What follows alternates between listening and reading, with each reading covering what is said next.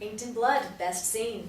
Interior jailhouse night. Aesop is dazed from a blow to the head. Edsall kicks him in the stomach, then leans in close and grabs Aesop by the hair. I should have smothered you in your sleep when you was an infant. While both men profess their unwavering hate for each other, Otis tries in vain to get the shotgun just out of his reach. The day you were born, I cursed God and your mother for giving birth to such an abomination. And when your mother finally come home from the hospital with her little freak baby, I beat her good. Edsall lets go of Aesop's hair and stands over him. I couldn't stand the sight of her no more. Those doctors said she'd never carry another, but they were wrong. She got herself knocked up the year you tucked your tail between your legs and ran. And I was a goddamn bigger fool for letting D.W. talk me into letting him keep it. Candice wipes the blood on her face, listening to Edsall's words. Her eyes lock onto his. I'll tell you one thing. It cost him one hell of a pretty penny, and Edsall throws a look to Candice. I made damn sure the two of them never did see each other again. Those were the terms I set down. Candice grips the bars, her face twisted in despair as fresh tears begin to fall. You animal! Edsall sees Otis reaching for the shotgun out of the corner of his eye. Otis, knock it off, you goddamn fool! Aesop lunges. He grabs a hold of Edsall and the two men struggle for control of his pistol. Edsall breaks free. They both stumble and fall backwards. Edsall fires as he falls. The first two shots missing, the third grazes Aesop in the shoulder. Aesop falls back into the bars and slumps to the ground. Edsall's last step backwards takes him into the shattered glass from the broken mirror. He falls to the ground, grabbing his foot. Fuck! Edsall scrambles to his feet, bleeding from a dozen cuts. One foot is deeply lacerated. Holding onto the desk for support, he pulls a large piece of glass out of his heel. Christ!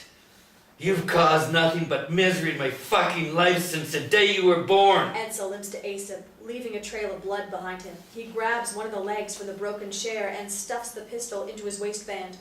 A bullet in the head is too good for you. Too easy for all the trouble you've caused me. Now I'm gonna open your skull and watch your brains spill out on the floor. I have God's righteousness on my side. Edsall swings the chair leg at Aesop's head. Aesop manages to get a hand up and partially block the blow, but it glances off his head with just enough force to daze him. Edsall rears back for another powerful blow when, boom, a shotgun blast rips into Edsall's side. He staggers back and falls to the ground. His pistol clatters to the floor. You bitch! Candice sways on unsteady feet in her cell, shotgun in hand, barrel still smoking. Hellfire. Aesop uses the bars to help pull himself up. He stares back at Candice. They share a look, a new bond. Candice sinks back into her cot, tears streaming down her face. Aesop turns his attention back to Edsall and kneels next to his father. Edsall can only stare back, helpless. I thought about this moment for a long time. You don't have it in you. You're weak. Always have been. Now get me to a doctor, boy. Edsall makes a weak attempt at getting up, but Aesop pushes him back down. I'm anything but weak, old man. Because I survived and grew stronger. You spent your life abusing a defenseless woman and child. You tortured the only two people in the world that you had power over. This is the first time Aesop's words have had any impact on Edsall. The first time he's ever been speechless, but his scowl remains ever defiant.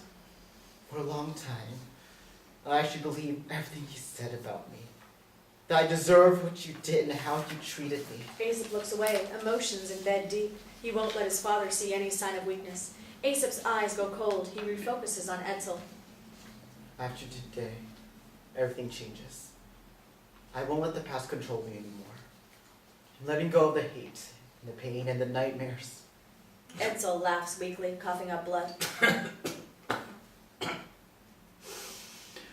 You'll never change who you really are. I've done some terrible things. Things I have to pay for someday. I'm sure, because I let it poison me. Turned me into a monster, but now I know the truth. Aesop stands and retrieves the fallen pistol. The monster that lives inside me. Aesop kneels. That monster's you. You don't have the guts. Edsall's words don't carry the same weight they once did. There is a trace of doubt. I've got some news for you, old man. A bullet to the brain ain't too good for you. Aesop shoves the gun under Edsall's chin.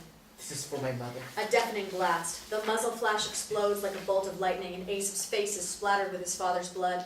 Aesop looks down on his father's corpse, tears flowing, his life's brutal purpose realized. In a daze, he staggers to the door, wiping the tears and blood from his eyes. He hesitates and turns back. Exterior, cemetery, dusk. Aesop and Candice stand in the rain, silently staring at their mother's gravestone. Aesop carries a handful of purple flowers, like the ones from his mother's garden. He lays them over her grave. Exterior, jailhouse, night. The jailhouse is dark. Light from a street lamp in the parking lot illuminates the police cruiser sitting at the edge of the road like a wounded animal. Past the burnt-out husk of Jason's sedan smoldering in the steady rain, and deep into the woods. Exterior, woods, night. Jason lies propped up against a tree trunk, unmoving, almost unrecognizable. He appears to be dead when his eyes slowly open. The end.